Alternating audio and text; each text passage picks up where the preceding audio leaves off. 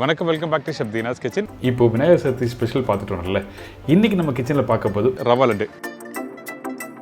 இது தொடர்ந்து சோமாஸ், அதுக்கு பிறகு ஒரு சூப்பரான ஒரு ஸ்வீட் பண்ண போகிறோம். அதுதான் பருப்பு பாயசம். இந்த 3 ப்ரிப்பரேஷனும் எப்படி பண்ணுறதுன்னு நம்ம பார்க்க போகிறோம். ரவா லட்டுக்கு தேவையான பொருட்கள்: ரவை 1/2 kilo, sugar powder 300 gram, hot milk 100லேருந்து 150 ml, முந்திரி பருப்பு 10லேருந்து 15 நம்பர், காய்ந்த திராட்சை 10லேருந்து 15 நம்பர், நெய் 4லேருந்து 5 டேபிள் ஸ்பூன், ஏலக்காய் பவுடர் 1/4 டீஸ்பூன். இதாங்க இந்த ப்ரிப்பரேஷன் தேவையான பொருட்கள். இந்த ரவை லட்டு பண்ணுறதுக்கு ஃபஸ்ட்டு நம்ம என்ன பண்ணுறோன்னா, நம்மக்கிட்ட இருக்க இந்த சர்க்கரை நல்லா ஃபைனாக பவுடர் அரைச்சிருங்க. நல்லா ஸ்மூத்தாக இருக்கணும் பவுடரு, கொஞ்சம் குறைன்னு அந்த மாதிரிலாம் இருக்கக்கூடாது.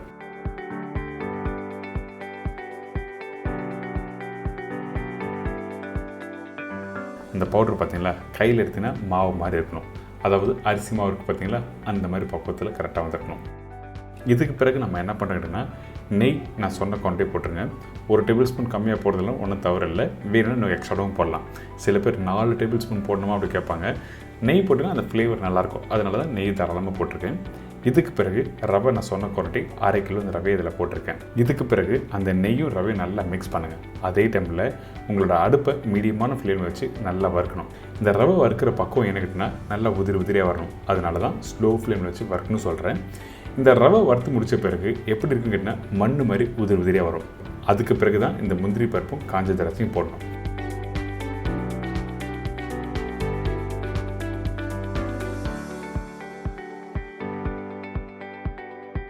இப்போ ஆல்மோஸ்ட் ரெடி ஆகிடுச்சு. அதாவது இந்த ரவை வறுத்தாச்சு சொல்ல வரேன். கையில் எடுத்திங்கன்னா ஒட்டாது, நல்லா உதிரியாக வரும். எப்படி கேசரிக்கு பண்ணுவீங்களோ அதே மாதிரி வறுத்துடுங்க. இதுக்கு பிறகு வறுத்த ரவையை அப்படியே ஒரு ட்ரேயில் போடுங்க. இதுக்கப்புறம் நம்ம என்ன பண்ணுறோன்னா, ஏற்கனவே அரைச்சி வச்சுருக்க அந்த சக்கரை பவுடர் இதில் போட்டு நல்லா மிக்ஸ் பண்ணுறோம்.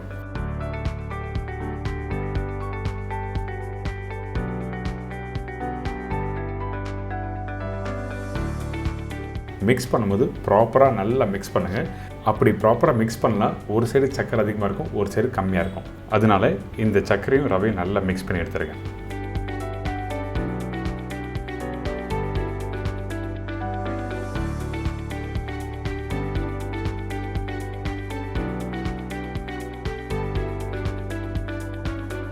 ரொம்ப சிம்பிளான ரெசிபி தான், யார் வேணாலும் வீட்டில் பண்ண முடியும். அதனால தான் இந்த மெத்தடில் சொல்லி கொடுத்துருக்கேன். கண்டிப்பாக ட்ரை பண்ணி பாருங்கள்.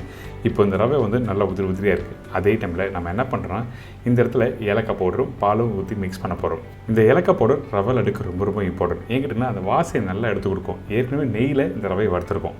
அதனால தான் இந்த ஏலக்காய் பவுடர் ரொம்ப இம்பார்ட்டன்ட் சொல்கிறேன்.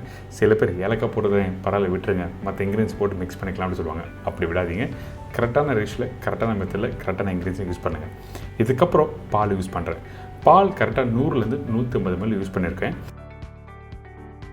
இதில் இந்த பால் யூஸ் பண்ணும்போது கொஞ்சம் சூடான பால் தான் யூஸ் பண்ணணும். பச்சை பால் யூஸ் பண்ணக்கூடாது. அதாவது கோல்டு மில்க் யூஸ் பண்ணக்கூடாது சொல்கிறேன். கொஞ்சம் சூடாக இருந்தால் தான் மிக்ஸ் பண்ணுறது நல்லாயிருக்கும். அதே டைமில் அந்த பச்சை வாசனை வராது, அந்த பாலோட வாசனை. இதுக்கு பிறகு அந்த ரவை, சர்க்கரை, பால் நல்லா மிக்ஸ் பண்ணுங்கள். கொஞ்சம் ஈரப்பதம் இருக்கணும். அதுக்கு பிறகு நல்லா உருட்டிங்கன்னா ரவை லட்டு ரெடி. அதே டைமில் இந்த ரவை சூடு ஆறின பிறகு நீங்கள் மிக்ஸ் பண்ணிங்கன்னா உங்களுக்கு கரெக்டாக ரவுண்டாக பிடிக்கிற பக்கம் வராது. அதனால தான் சூடோட பிடிக்கணும்னு சொல்கிறேன். உங்களுக்கு புரிஞ்சிருக்கோம். இன்றைக்கி இந்த ரவை லட்டை எப்படி பண்ணுறது கண்டிப்பாக ட்ரை பண்ணி பாருங்கள். ரொம்ப சிம்பிள். இந்த ரெசிபி பண்ணும்போது ஃபஸ்ட்டு சக்கரை ரெடி பண்ணியிருக்கணும். அதாவது சக்கரை பவுடர் ரெடி பண்ணியிருக்கணும். அதுக்கு பிறகு ரவையை வறுத்துருக்கணும். அந்த ரவையும் சக்கரையும் நல்லா மிக்ஸ் பண்ணணும். கடைசியாக தேவையான அளவுக்கு பால் ஊற்றி நல்லா மிக்ஸ் பண்ணி எடுத்திங்கன்னா இந்த ரவை லட்டு ரெடி.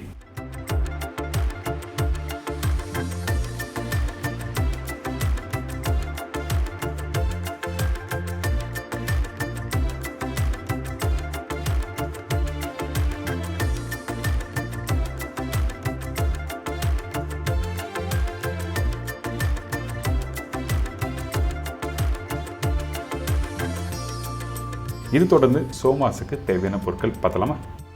சோமாஸ் தேவையான பொருட்கள்: மைதா 1/2 கிலோ, ரவை 125 கிராம், சக்கரை பவுடர் 150லேருந்து 175 கிராம், உடச்ச கடலை powder 50 gram, mix dry fruits and nuts தேவையான அளவு, ஏலக்காய் பவுடர் 1/4 டீஸ்பூன், உப்பு சிறிதளவு, நெய் 3லேருந்து 4 டேபிள் ஸ்பூன், ஆயில் ஃப்ரை பண்ணுறதுக்கு தேவையான அளவு. இதாங்க இந்த சோமாஸுக்கு தேவையான பொருட்கள். இப்போ நம்ம சோமாஸ் பண்ண போகிறோம் சொன்னால் பார்த்தீங்களா, அதுக்கு மாவு மிக்ஸ் பண்ணிட்டு அதுக்கப்புறம் ஸ்டஃபிங் வச்சு ஃப்ரை பண்ண போகிறோம். அதனால இந்த பவுலில் மைதா போட்டிருக்கோம். இதுக்கு பிறகு ரவை போடுறோம். இந்த ரவை எதுக்காக போடுறேன்னு கேட்டிங்கன்னா கொஞ்சம் கிறிஸ்பியாக வரும், அதுக்காக மட்டும்தான் ரவை போடுறோம். அதே டைமில் கொஞ்சம் கீ போட்டிருக்கேன், சிறிதளவு உப்பு போட்டிருக்கோம். இதெல்லாம் போட்ட பிறகு கொஞ்சமாக தண்ணி தெளித்து நல்லா மிக்ஸ் பண்ணுங்கள். வீட்டில் எப்படி சப்பாத்தி மாவு மிக்ஸ் பண்ணணும் அதே மாதிரி இருக்கணும். அதே டைமில் இந்த மாவு மிக்ஸ் பண்ணுற டைமில் லூஸாக இருக்கக்கூடாது, கொஞ்சம் கெட்டியாக தான் இருக்கணும். அதுக்காக தேவையான அளவுக்கு அப்பப்போ தண்ணி தெளித்து நல்லா மிக்ஸ் பண்ணி எடுத்துருங்க.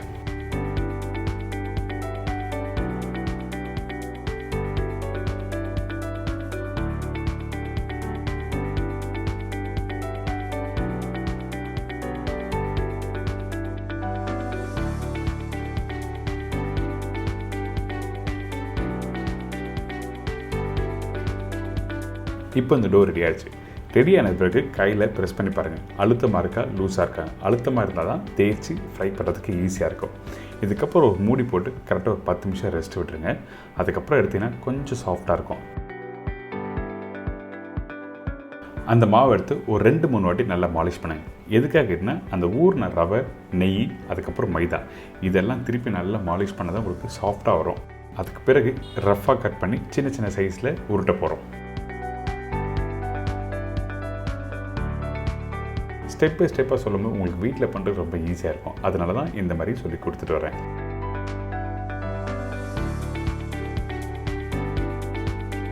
இதுக்கப்புறம் நீங்கள் எப்படி வீட்டில் பூரி மாவு பண்ணுவீங்களே, ஒரு மீடியமான சைஸில் பூரி மாவு கட் பண்ணி ரோல் பண்ணுவீங்க, அதே மாதிரி ரவுண்டாக பிடிச்சி வச்சுருக்கேன்.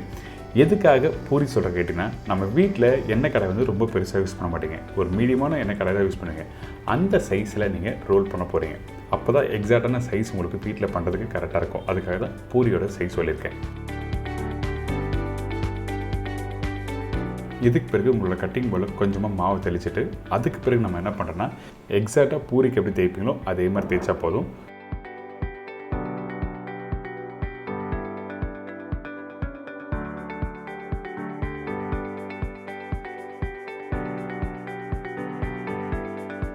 ரொம்ப திக்காக கூடாது. திக்காக இருந்தால் சோமாஸு நீங்கள் ஸ்டஃபிங் பண்ணி ஃப்ரை பண்ணி சாப்பிட்ற டைமில் மைதா தான் அதிகமாக தெரிகிற மாதிரி இருக்கும், ஸ்டஃபிங் ரொம்ப கம்மியாக இருக்கும். அதனால தான் முடிஞ்ச அளவுக்கு பூரி சைஸில் கரெக்டாக ரோல் பண்ணி எடுத்துருங்க. இதுக்கப்புறம் இப்போ ஸ்டஃபிங் பண்ண போகிறோம். இதில் கொஞ்சம் நெய் போட்டிருக்கேன். 3-4 டேபிள் ஸ்பூன் சொன்னோம் பார்த்தீங்களா, அதில் 1 டேபிள் ஸ்பூன் வந்து ஃபஸ்ட்டே போட்டாச்சு, மீதி நெய் இந்த இடத்துல யூஸ் பண்ணியிருக்கேன். இதுக்கு பிறகு நம்மக்கிட்ட இருக்க ட்ரை ஃப்ரூட்ஸ், ட்ரை நட்ஸ், அதாவது முந்திரி பருப்பு, காஞ்சி திராட்சை, பிஸ்தா போட்டிருக்கேன். இந்த இடத்துல விருப்பப்பட்டீங்கன்னா பாதாம் பருப்பு போனால் போட்டுக்கலாம்.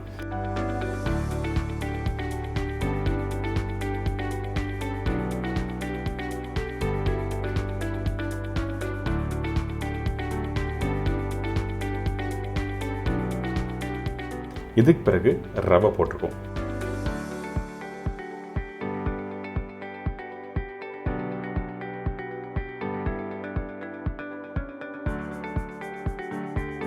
இதுக்கு பிறகு ரவை போடுறோம்.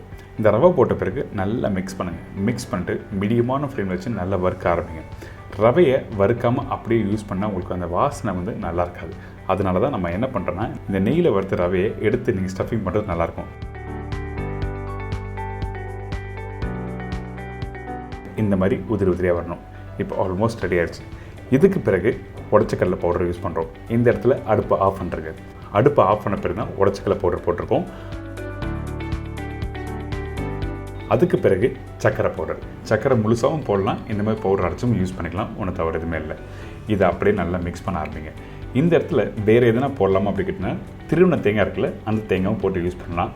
பிளெயின் கோவா போடலாம், மைசூர் பாக் போடலாம். இது மாதிரி நிறைய ஆப்ஷன் இருக்குது. உங்களுக்கு பிடிச்ச மாதிரி வேணால் நீங்கள் ஸ்டஃபிங் உள்ள வச்சு நீங்கள் பண்ண ஆரம்பிக்கலாம். அதே டைமில் கொஞ்சம் ஏலக்காய் பவுடர் போட்டு நல்லா மிக்ஸ் பண்ணி எடுத்துருங்க.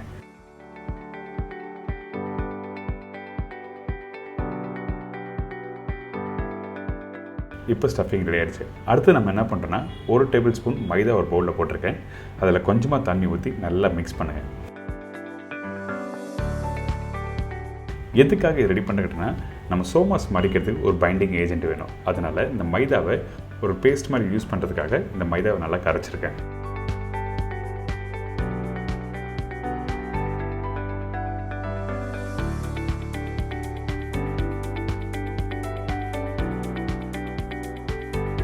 இதுக்கு பிறகு நம்ம பூரி மாதிரி தேய்ச்சி வச்சுருக்க இந்த மாவை நம்ம என்ன பண்ணுறோம், உள்ள ஸ்டஃபிங் வைக்கிறோம்.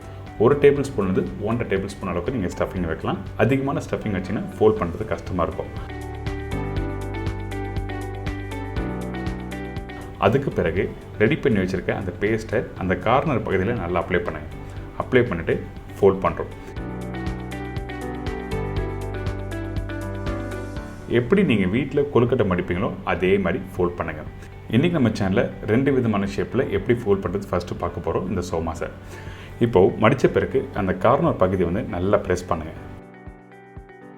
அதுக்கு பிறகு ஒரு கார்னராக வந்துட்டு நல்லா மெலிசாக ப்ரெஸ் பண்ணுங்கள். ப்ரெஸ் பண்ணி முடித்த பிறகு அதை அப்படியே மடிக்கணும். மடித்த பிறகு திருப்பி ப்ரெஸ் பண்ணணும், திருப்பி மடிக்கணும். ரொம்ப ஈஸி தான். நீங்கள் வீட்டில் பண்ணும்போது உங்களோட நகம் இருக்குது பார்த்தீங்களா, அந்த நகத்தில் வச்சு லைட்டாக ப்ரெஸ் பண்ணும்போது இந்த மாதிரி ஷேப்பில் கரெக்டாக வரும். உங்களுக்கு ரொம்ப கஷ்டமாக இருக்குன்னா அடுத்த ஒரு ஷேப் பண்ணுறேன் பாருங்கள், அது ரொம்ப ஈஸியான ஸ்டைலில் பண்ண முடியும். அதே டைமில் அந்த ஃபோல்டிங் ரொம்ப இம்பார்ட்டன்ட். கரெக்டாக மடித்தா மட்டும்தான் உள்ளே இருக்க ஸ்டஃபிங் வெளியே வராது. இப்போ நம்ம என்ன பண்ணுறோம், ரெகுலராக வீட்டில் ஈஸியான ஸ்டைலில் எப்படி பண்ண முடியும், அதாவது நீங்கள் வீட்டில் ஏற்கனவே பழகிருப்பீங்களே அந்த மெத்தடில் சொல்லித்தரப்போகிறேன். இப்போ அந்த ஷீட்டை வச்சுட்டு உள்ளே ஸ்டஃபிங் வச்சுருக்கேன். அதே மாதிரி அந்த பைண்டிங் உள்ளே வச்சு நல்லா ஃபோல்ட் பண்ணியாச்சு. ஃபோல்ட் பண்ணி முடித்த பிறகு திருப்பி நல்லா ப்ரெஸ் பண்ணுங்கள். இதுக்கு பிறகு சோமாஸ் கட்டர் பார்த்துருப்பீங்கள்ல, அந்த சோமாஸ் கட்டரை எடுத்து நீங்கள் அப்படியே கட் பண்ண ஆரம்பிங்க. எதுக்காக இந்த மாதிரி கட் பண்ணுறது கேட்டிங்கன்னா, அந்த ஷேப் வந்து ப்ராப்பராக வரும்.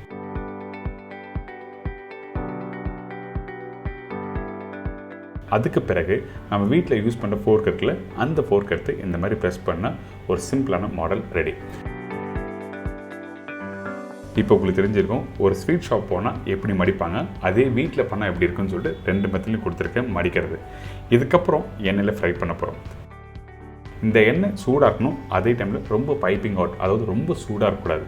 மைதா எங்கெல்லாம் யூஸ் பண்ணி ஃப்ரை பண்ணுறோமோ அந்த டைமில் எண்ணெயோட சூடு வந்து ரொம்ப கம்மியாக இருக்கணும். அதனால தான் எண்ணெய் சூடு பண்ண பிறகு மீடியமான ஃப்ளேம் வச்சு 1 by 1 போட்டு ஃப்ரை பண்ணுறோம். எதுக்காக இப்படி சொல்கிற கேட்டீங்கன்னா, மைதா சீக்கிரமாக கலர் கொடுத்துரும் ஃப்ரை பண்ணுற டைமில், ஆனால் உள்ளே வெந்திருக்காது. அதுக்காக மட்டும்தான் ஸ்லோ ஃப்ளேமில் நல்லா ஃப்ரை பண்ணும்.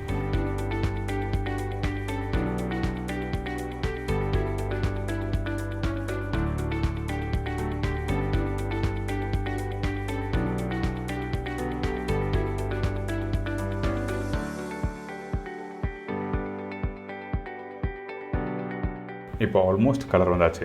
இதே மாதிரி 1 by 1 திருப்பி விட்டு நல்லா குக் பண்ண ஆரம்பிங்க.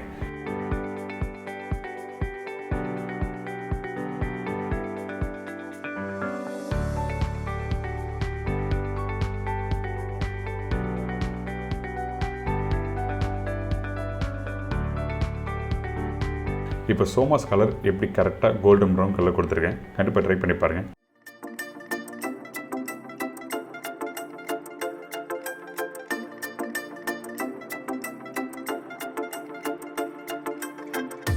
இது தொடர்ந்து இந்த பருப்பு பாயசத்துக்கு தேவையான பொருட்கள் என்னென்ன பார்த்தலாமா? பாசிப்பருப்பு 250 கிராம், வெல்லம் 450 கிராம், தேங்காய் பால் 200 ml, தேங்காய் பத்தை 2 நம்பர், முந்திரி பருப்பு தேவையான அளவு, ஏலக்காய் பவுடர் 1/4 டீஸ்பூன், உப்பு சிறிதளவு, நெய் 4 டேபிள் ஸ்பூன். இதாங்க இந்த பருப்பு பாயசத்துக்கு தேவையான பொருட்கள். ஃபஸ்ட்டு நம்ம என்ன பண்ணுறோம், பருப்பு பாயசத்துக்கு இந்த பாசி பருப்பை வறுக்க ஆரம்பிக்கிறோம். எதுக்காக இந்த மாதிரி பாசி பருப்பை வறுத்து யூஸ் பண்ணுறேன்னா, அந்த பருப்போட பச்சை வாசனை இருக்கக்கூடாது. அதே டைமில் நீங்கள் பருப்பு டேரெக்டாக நீங்கள் வேக வச்சிங்கன்னா அந்த பருப்பு வந்து நல்லா மசிஞ்சு போயிடும். அதுக்காக நம்ம என்ன பண்ணுறோம், க்ளீன் பண்ணி வச்சுருக்க இந்த பருப்பை ஃபஸ்ட்டு வறுக்க ஆரம்பிக்கிறோம். இதுக்கு பிறகு நம்ம என்ன பண்ணுறோம், 1 டேபிள் ஸ்பூன் நெய் போடுங்க. இந்த நெய் போட்டு வறுக்கும் போது அதோட வாசனை நல்லா கொடுக்கும். அதே டைமில் ஸ்லோ ஃப்ளேம் வச்சு வறுக்க ஆரம்பிங்க.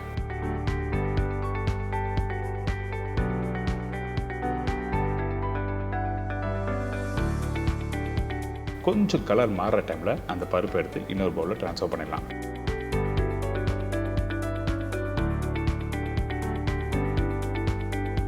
பருப்பை வறுத்து நீங்கள் வீட்டில் ட்ரை பண்ணி பாருங்கள். பருப்பை வறுக்காமல் நீங்கள் வீட்டில் ட்ரை பண்ணி பார்த்தா 2த்துக்கும் வித்தியாசம் இருக்கும். அந்த பருப்போட அந்த பச்சை வாசனை போகிறதுக்காக மட்டும்தான் இந்த மாதிரி பண்ணுறோம்.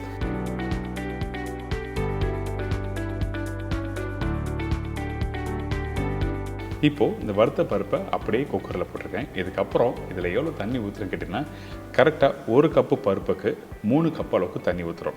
3.5 கப்பு 4 கப்போட ஊற்றலாம், ஒன்றும் தவறு எதுவுமே இல்லை. ஆனால் 3 கப்பு ஊற்றுனீங்கன்னா கரெக்டாக பருப்பு வெந்திருக்கும், நல்லா மேஷாக இருக்கும். அதே டைமில் சில பருப்பு முழுசாக தெரியும். அந்த மாதிரி வர்றதுக்காக மட்டும்தான் 1 கப்பு பருப்புக்கு 3 கப்பு தண்ணி ஊற்றிருக்கோம்.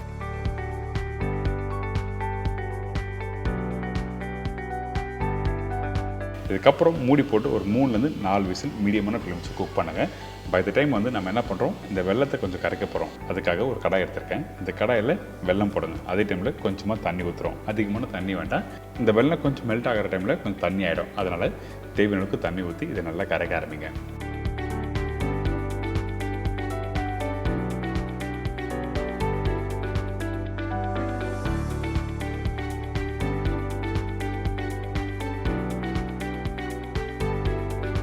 இதுக்கப்புறம் நல்லா மிக்ஸ் பண்ணுங்கள். இதை அப்படியே விட்டால் கூட சம்டைம் வந்து வெல்லம் கீழே அடுப்பில் உட்கார ஆரம்பிச்சிடும். அதனால் நம்ம என்ன பண்ணுறோன்னா அப்பப்போ மிக்ஸ் பண்ணிகிட்டு இருக்கணும்.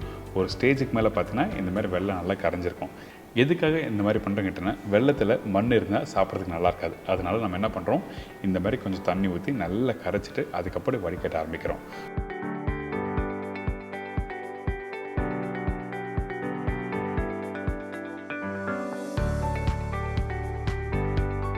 வடிகட்டி முடிச்ச பிறகு இதை அப்படியே எடுத்து உரமாக வச்சிடறோம். இதுக்கப்புறம் நம்ம என்ன பண்ணிக்கிட்டோன்னா, அந்த பருப்பு இப்போ எப்படி வந்துருக்கு சொல்லிட்டு ஓப்பன் பண்ணி பார்க்கலாம்.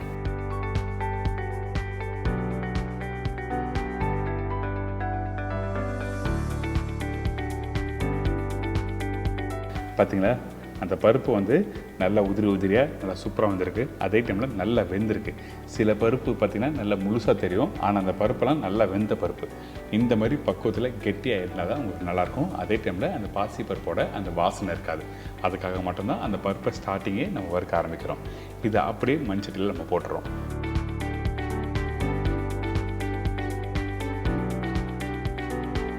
நம்ம ஏற்கனவே ரெடி பண்ணி வச்சுருக்கேன் அந்த வெல்லம் சிரப்பு இருக்குல்ல, அந்த சிரப்பை இதில் ஊற்ற ஆரம்பிக்கிறோம்.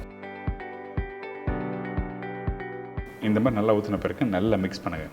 கொஞ்சம் கெட்டியாக இருந்தால் இந்த இடத்துல தண்ணி யூஸ் பண்ணலாம். அதே டைமில் இன்னொரு விஷயம் சொல்கிறேன், 250 கிராம் பருப்புக்கு வந்து 450 கிராம் வெல்லம் போதும். சில வெல்லம் வந்து கொஞ்சம் குவாலிட்டி கம்மியாக இருந்ததுன்னா அந்த வெல்லம் வந்து கொஞ்சம் 50 கிராம் எக்ஸ்ட்ரா போடுற மாதிரி இருக்கும். உங்கள் இனிப்புக்கு ஏற்ற மாதிரி நீங்கள் போட்டுக்கலாம். அது மட்டும் இல்லை, இந்த பருப்பு பார்த்திங்கன்னா இப்போது நல்லா முழுசாக இருக்கா. இதே ஃபைனல் ஸ்டேஜில் பார்த்தீங்கன்னா அந்த பருப்பு நல்லா மசிஞ்சு குக் ஆகி ரெடியாக இருக்கும். அதனால தான் இந்த மாதிரி ஸ்டெப் பை ஸ்டெப்பாக பண்ண சொல்கிறேன். இப்போ கொஞ்சம் தண்ணி ஊற்றியாச்சு. அதே டைமில் கொஞ்சம் உப்பு,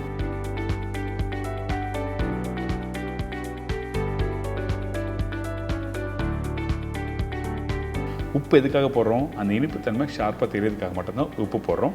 அதிகமான உப்பும் போட்டக்கூடாது, ஜஸ்ட் ஒரு பிஞ்ச் மட்டும் போட்டால் போதும். இதுக்கப்புறம் தேங்காய் பால் போட்டிருக்கேன். இந்த தேங்காய் பால் போட்டு நீங்கள் குக் பண்ணும்போது உங்களுக்கு அந்த டேஸ்ட் வந்து ஒரு ஸ்மூத்தான ஒரு டேஸ்ட் கொடுக்கும். அதனால தான் தேங்காய் பால் யூஸ் பண்ணுறேன். நான் 200 ml பால் சொல்லியிருக்கேன். அதாவது ஒரு சின்ன டீ கிளாஸ் இருக்குது பார்த்தீங்களா, அந்த டீ கிளாஸ் ஃபுல்லாக திக்கான பால் யூஸ் பண்ணணும். அதே டைமில் இந்த பால் போட்ட பிறகு ரொம்ப நேரம் குக் பண்ணக்கூடாது. அதிகபட்சம் ஒரு 2 கொதி வந்தால் மட்டுமே போதும். இதுக்கப்புறம் நம்ம என்ன பண்ணுறோம், ஒரு ஃப்ரைங் பேனில் தேவையான அளவுக்கு நெய் போட்டிருக்கேன்.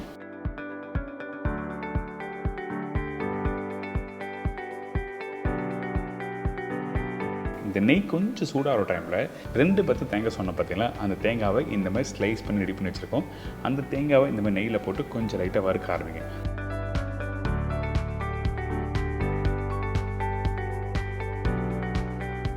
கொஞ்சம் கலர் மாறம் பார்த்தீங்களா, அந்த டைமில் முந்திரி பருப்பு போடணும்.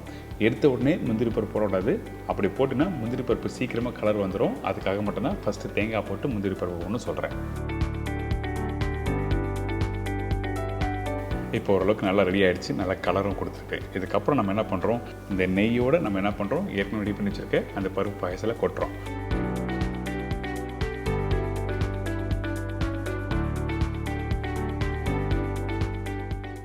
வாசனைக்காக ஏலக்காய் போடுற இந்த இடத்துல போடுறோம். நிறைய பேர் ஏலக்காய் போடுற ஃபஸ்ட்டே போட்டுருவாங்க. அப்படி போட்டோன்னா அது வாசனை நல்லா எடுத்து கொடுக்காது. அதனால தான் நம்ம என்ன பண்ணுறோன்னா, இந்த மாதிரி நெய் தாளித்து கொட்டுறோம் பார்த்தீங்கன்னா, அந்த டைமில் ஏலக்காய் போடுற போட்டிங்கன்னா சூப்பரான வாசனை கொடுக்கும்.